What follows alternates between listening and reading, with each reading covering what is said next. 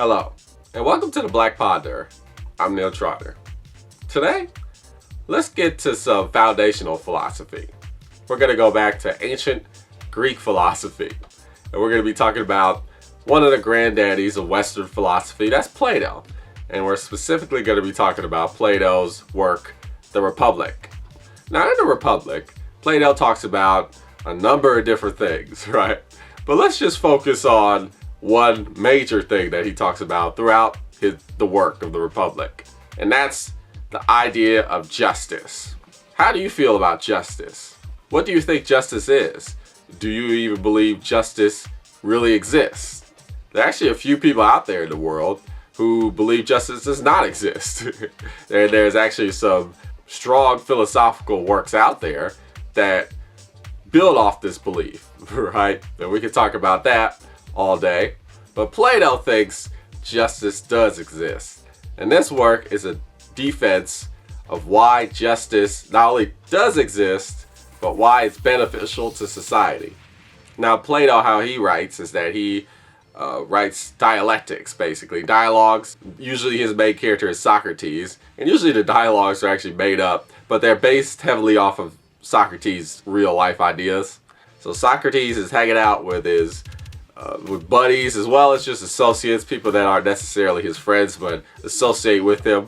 And one of the associates that he's with is one of those people who doesn't really believe in justice, or the notion that justice is based off of any kind of morality.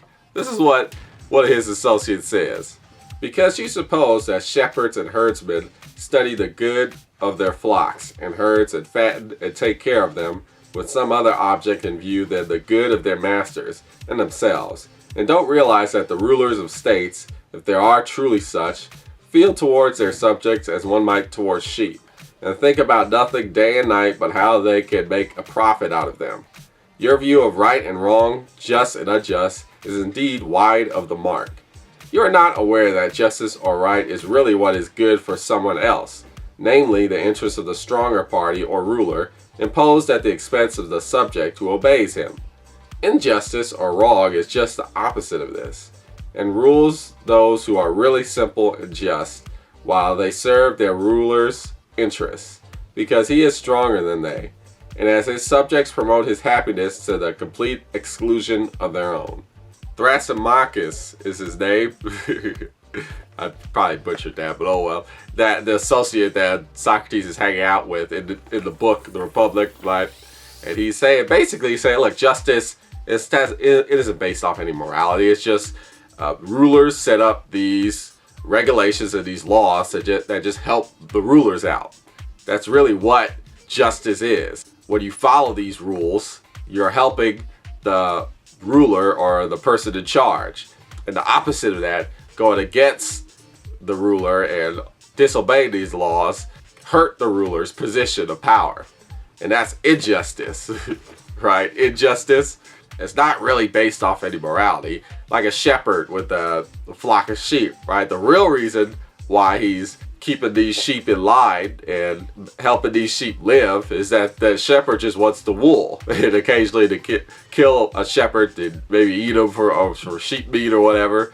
The shepherd is keeping the sheep alive and protecting them from wolves, so to help the shepherd out. He's not really focused so much on helping the sheep out.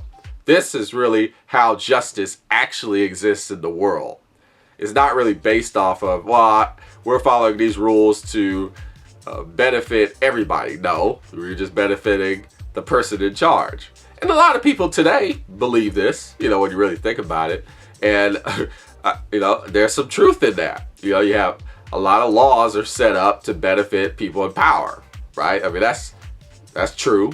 And oftentimes people have had to rise up and go against these laws and change these laws because they actually hurt people. So to believe that actual justice exists, Socrates' associate argues, is you're fooling yourself. Now Plato's response to this is like, no. I mean, you have a point. Yet, I believe that the concept of justice really does exist. And if you can employ justice properly, it can help people as a whole, everybody, not just rulers. He says that really it's the system that's messed up. It's not employing justice correctly. This is what Plato says through the main character of this work, Socrates. So this is what Socrates is saying. I believe justice is the requirement we laid down at the beginning as of universal application when we founded our state, or else some particular form of it. We laid down, if you remember, and have often repeated, that in our state, one man was to do one job, the job he was naturally most suited for. Justice consists in minding your own business and not interfering with other people. Let me repeat that. Justice consists in minding your own business and not interfering with other people. That is what justice is. Now, Socrates goes in more depth about that idea. He talks about how, everybody is born with a natural inclination. Some people have a talent that allows them to do one specific task very good. Everybody has some naturally good talent. Like, some people are really good at craftsmanship, and other people are really good at making shoes, right? Other people are really good at agriculture, right? Everybody's good at something.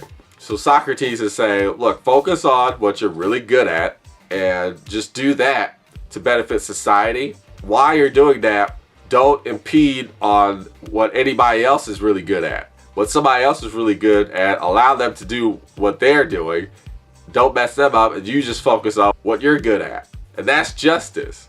And injustice is when that doesn't happen, when people focus on things that they're not good at, or they try and mess up other people's ability to do something that they are good at. That's what injustice is. Now, in the story, Socrates goes even further and talks about how there are three aspects of a person to allow them to do this, which are basically virtues. Wisdom is the first virtue, where you have to study what you're good at. You have to constantly hone that talent that you have to get better and better and better. That way you build your wisdom. The second one is courage, right? You have to be brave enough to do the thing that you're good at doing. Even though it might be hard, challenging, inconvenient at times, you gotta be strong and be brave and pursue that thing that you're good at and try and get better. And the third virtue is discipline, right? You gotta be disciplined enough not to give up doing what you're good at. It might get tough. You might be doing something. For example, if you're a shoemaker, you might be doing good making shoes, and then all of a sudden you figure out a way to make even better shoes. But it might be even harder to do. But we need to stay disciplined, and just because it has more work, you still got to keep at it, keep doing it, and challenge yourself to make that even better shoe. And with that, Socrates continues. Justice, therefore, we may say, is a principle of this kind. Its real concern is not with external actions, but with a man's inward self, his true concern and interest. The just man will not allow the three elements which make up his inward self to trespass on each other's function, or interfere with each other, but keeping all three in tune, like the notes of a scale, high, middle, and low, and any others there be, will be the truest sense, set his house to rights, attain self-mastery and order, and live on good terms with himself. When he has bound these elements into a disciplined and harmonious whole, and so become fully one instead of many, he will be ready for action of any kind, whether it concerns his personal or financial welfare, whether it is political or private, and he will reckon and call any of these actions just and honorable, if it contributes to and helps to maintain this disposition of mind, and will call the knowledge which controls such action wisdom.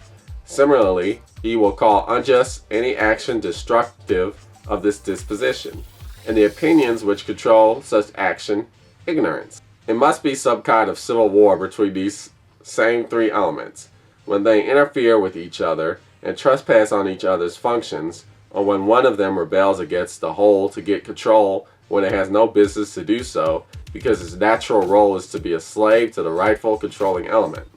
This sort of situation, when the element of the mind are confused and displaced, is what constitutes injustice, indiscipline, cowardice, ignorance, and in short, wickedness of all kinds. So what Socrates is saying is that it's imperative that you keep these three virtues in balance to achieve the just way of life, which is to focus on what you're really good at and not to impede on the talents of other people while they're doing what they're good at.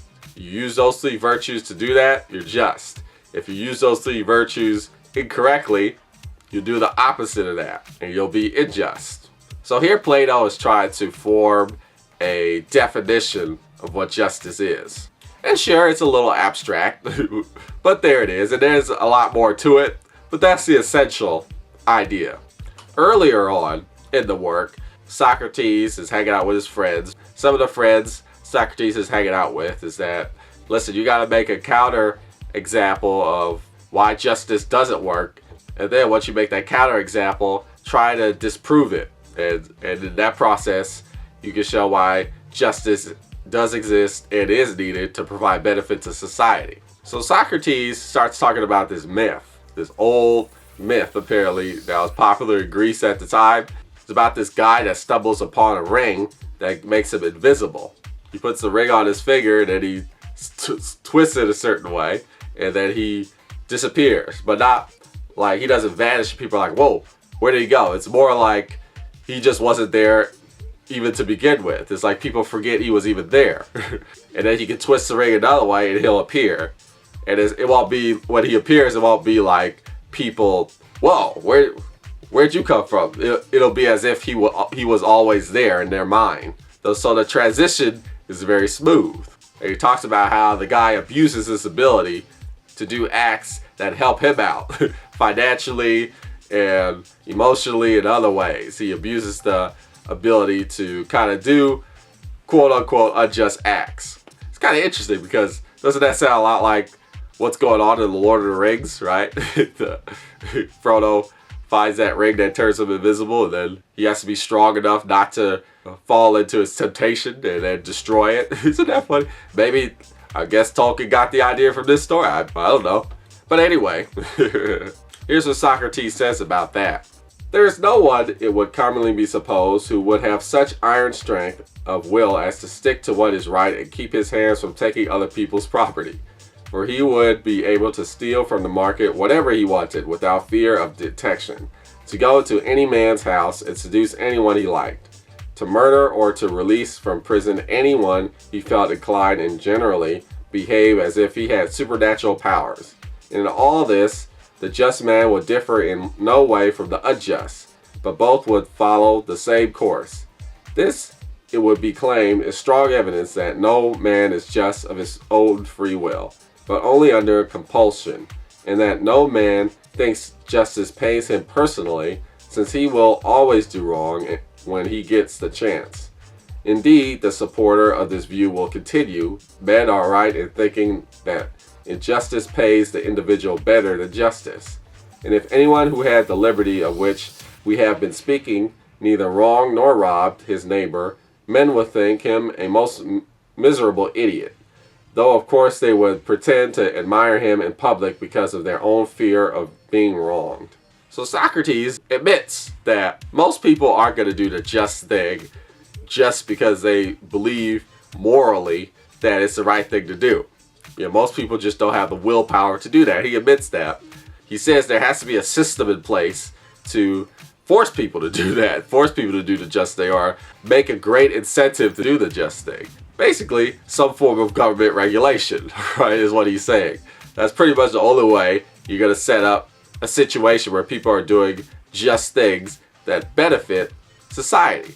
So the people around him, while he's talking and having all these dialogues with people are saying, okay, so what is this regulatory system that you're talking about? How are you going to enforce people to do the just thing? You define justice. How are you going to get people to do it? And it takes him a long time to start talking about it. Basically, in the middle of the book, page 191 in the Penguin Classics edition, he finally brings it out. This is what he says. The society we have described can never grow into a reality or see the light of day, and there will be no end to troubles of states, or indeed, my dear Clocken, of humanity itself. Clocken is the name of one of his friends. I probably mispronounced that too. Till philosophers become kings in this world, or till those who now call kings and rulers really and truly become philosophers. And political power and philosophy thus come into the same hands while the many natures now content to follow either to this exclusion of the other are forcibly debarred from doing so. This is what I have hesitated to say so long, knowing what a paradox it would sound. For it is not easy to see that there is no other road to real happiness, either for society or the individual.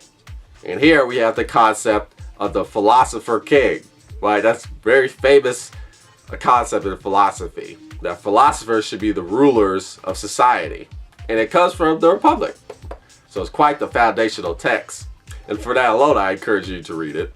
So his friends push him and say, hey, Socrates, okay, you're talking about this Philosopher King situation. That's probably not going to happen. But, how would you do it? How would you train people to become Philosopher Kings? And Socrates goes into that in great detail. Like a large part of the book is about how are we going to train these people from little children all the way to age 50 to be ready to be Philosopher Kings, to be politicians, rulers, leaders that are philosophers. He uses his story to illustrate what he means, and I'll tell you about the story. So the story Socrates says is, imagine a cave, right? And there's people bound to the wall of the cave. And they've been bound to the wall of the cave ever since they were little kids. So that's all they know. They're bound so tight that they can't even move their heads, right? They're just, all they can do is look forward. But that's all they know is just this stiff life, and they're bound to the cave, and they look off into the distance, into a very distant wall, and they see all these shadows because there's other people that aren't bound. They're walking around in the cave. There's a fire in the distance of the cave, so the fire casts shadows on the wall of these people who are just moving about. Now the people bound to the cave, they don't see the people who are freely moving about. All they see is the shadows. So they come to think that the shadows are what these beings are, these people that are freely moving about in front of this fire. And they're talking and they're discussing things. They can hear the voices, but it's like a blur. They're too far away to hear exactly what they're saying. So they see these shadows and they hear these echoes and they think like, oh, I guess there's these shadow creatures that speak this strange language. Right? This is what they believe. Now let's say one of those bound people were unbound. They were allowed to move and go toward those people who are moving about. And that he would see that, all those images are on the wall are shadows. And they would see that the people, they're just regular people like he is. Not only that, he was also allowed to get out of the cave and see that there's actually sunlight, there's foliage, the sky is blue, all types of things he was able to see. He saw all this stuff, and then he went back down to where his buddies were who were bound. Socrates says regular people who are being ruled, are like those bound people. And we have to we have to unbound the people who will be philosophers, and we have to let them see the reality. But we also have to allow them to go back down. And we also have to prevent them from doing the two things. One thing being them being too scared to go back to that life of where everybody's bound up. Because if you see this free world, this where people are walking freely about, and you see nice sunshine, you might not want to come back, right? Socrates says and this is just a metaphor. He's saying like when you train people in philosophy, they start to understand new insights on reality, and then they start maybe to believe that, oh well, I don't want to I'll just hang out with my fellow philosophers and we'll just talk about reality and the nature of reality all day and forget all those people who are ignorant and don't understand really what's going on. So Socrates says it's imperative that a philosopher king doesn't fall into that temptation. It goes back down to those people who don't really know and try to explain it to them. Just like the guy who was unbound, he goes back down to the people who are bound and explain to them the real nature of reality. Now the second fear that you must avoid is that maybe it's just too much. The guy goes up and he's like, whoa, this is crazy. Sunshine, all these different plants, other people who exist beside me. I thought I was the only one. I thought I was special. I'm going back down. Bound me up. I just want to live simple. Let me just look at the shadows, and I'll just pretend like that's actually what really is going on. And some people are like that. They're like, I don't want to deal with all that.